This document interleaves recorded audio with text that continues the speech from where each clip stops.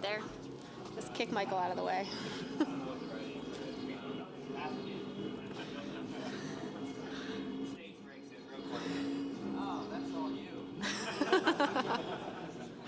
We're going to go ahead and continue with our media availabilities for today. We're now joined by Kyle Larson, driver of the number 5 Hendrick Motorsport Chevrolet. We'll go ahead and open it up for questions. If you have one, please raise your hand and we will get a mic over to you.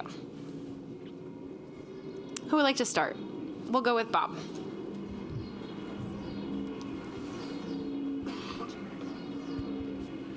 Bob Pockris, Fox Sports. With the IndyCar series starting this weekend, are you paying any more attention to, would you be paying any more attention to St. Pete and what's going on there than usual?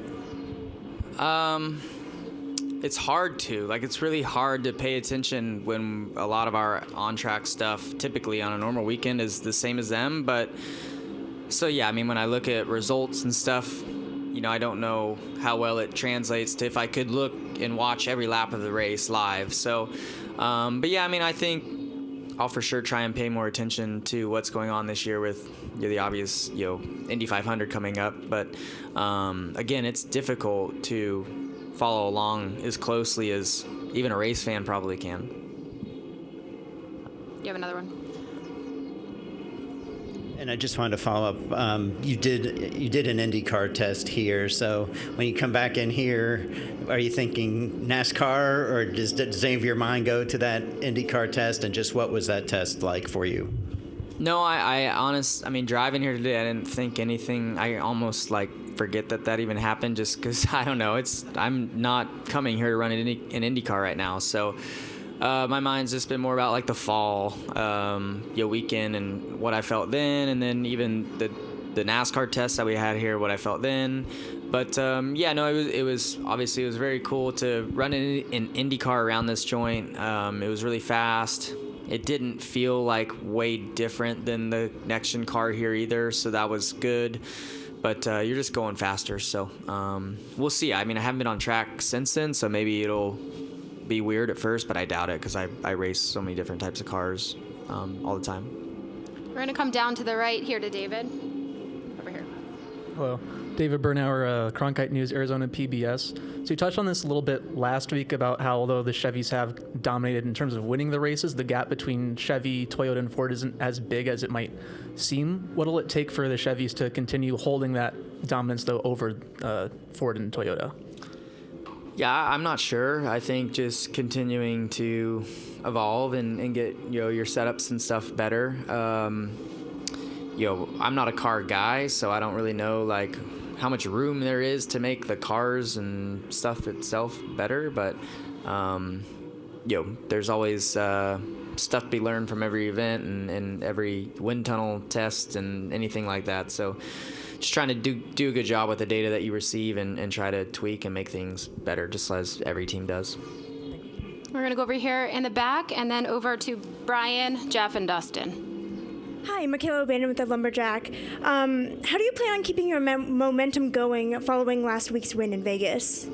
Yeah, I don't know. I mean, Phoenix has been a pretty decent track for our team the last few years since I've been with Hendrick. Qualify well, so hopefully that all goes good tomorrow and get a good start up front, get good stage points, and just try to keep executing. Our team has done a really good job this year of executing the race cars that we bring. The pit crew's been doing a great job, so it takes everything to be up front, and I think that's how we can continue our momentum, is just to continue to do what we've been doing and you just keep ourselves in the hunt. We're going to go all the way in the back left to Brian. Brian Twining, Bestwords Media Group. You referred to the championship race here last year. It's going to be pretty warm this weekend. How similar are you expecting the track conditions to be? And then what are you looking for in practice to kind of, appease that? Yep. I'm sure track conditions will be similar to kind of how they always are here. So I think you'll see the groove kind of move around like it typically does. But we have a different, aero package. So not sure yet how that affects things, if that changes the racing much or not. But we'll see. So I'm excited to just get on track here in a little while and see what it's like with more cars out there. I did the test in December and helped I guess, as a part of the group to come to this decision for an aero package and all that. So, yeah, it's tough to kind of judge off of 6 cars or whatever it was then. So now we get the full field and we'll get a real understanding of how it is in traffic and such. We'll come down here to Jeff, and then Dustin and Cole.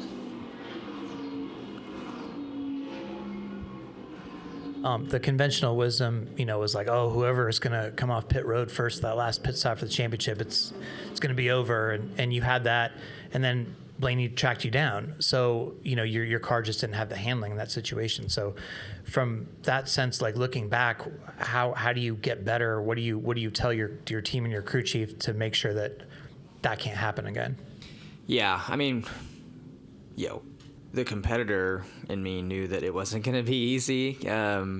But yeah, because Blaney had passed me every run that race. But yeah, I don't know. I mean, our balance was not where it needed to be, and all that. William and I felt like we're the 3rd and 4th best, cars in the Final Four.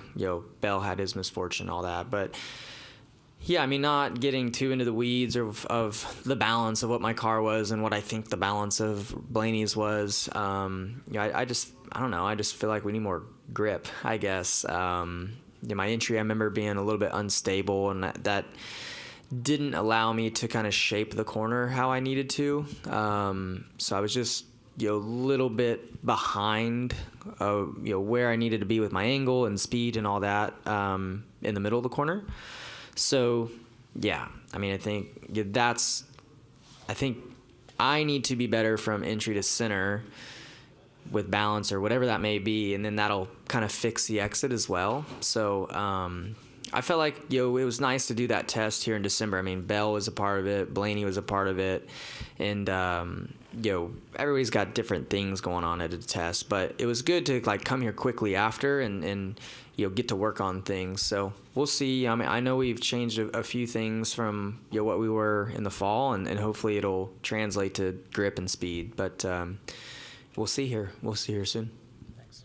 We'll go to Dustin and then Nicole. Dustin Long, NBC Sports. Continuing with that. So if your car is better, how do you determine if it's because you guys just did a better job of the setup as opposed to the package fits you? I mean, you talk about wanting grip. There's other ways you can find it. So how are you really going to tell how well this is? And in this practice session, typically I know you guys don't often run up in traffic. Do you want to run in traffic or spend the whole time just by yourself so you can figure out the car? I don't think you're really necessarily going to see anybody searching for traffic in practice, but so I don't plan on searching for traffic. But you always somebody will blend up in front of you, or you'll catch somebody and they're struggling, they'll pull off. So you get sniffs of dirtier air. But I think the way to judge how you are compared to how you were is just off of feel. You can feel when something handles a lot better, and you can shape your corner differently, and then the obvious of looking at timing and scoring and seeing if you're up on the sheet or if you're not where you need to be. So hopefully we're fast, hopefully we're up there.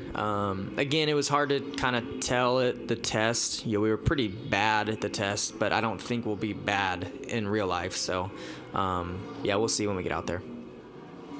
Go to Cole. Cole Cusimano, Arizona Republic. Kyle, when you have a performance like you had last week, do you find it difficult to maybe temper expectations going into a track like Phoenix that's so difficult? Or is the, expectation to kind of just replicate what you did, the overall mindset going in, coming off a race like that? Yeah, I mean, I think for me, and probably for most of us, drivers and teams, you quickly move on from Vegas. So I've really forgotten about, I would say, come Monday afternoon, once my meetings were done, my mind is switched to Phoenix. So kind of last week doesn't matter. Sure, I'd rather win than run 20th, because I would probably feel better now than I would have if I ran 20th. But I'm not thinking about Vegas of how to replicate anything. So yeah, we'll see, and we'll let the other Kyle get up here. Are there any final questions for Kyle Larson? We'll wrap down here with Lee. Well, you did that to yourself. Can we get a mic down here to Lee? Lee Spencer, Sirius XM NASCAR Radio and CatchFence.com. As stout as your pit crew was last week, do you see any weaknesses? Oh, I'm not rubbing it in, Kyle. Sorry. Other Kyle. Do you I think their pit crew should have held the sign a little stronger, so maybe it didn't slide through and come over the line.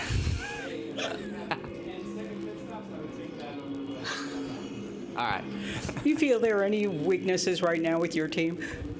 No, I mean, I think based off of kind of how we've executed the first handful of weeks, I'm happy with where all of our team is at. The race cars have been really fast. Our pit crew's been performing. I feel like, this solid race that I was able to put together last week, like all that was great. So, sure, you want to get all areas better if you can.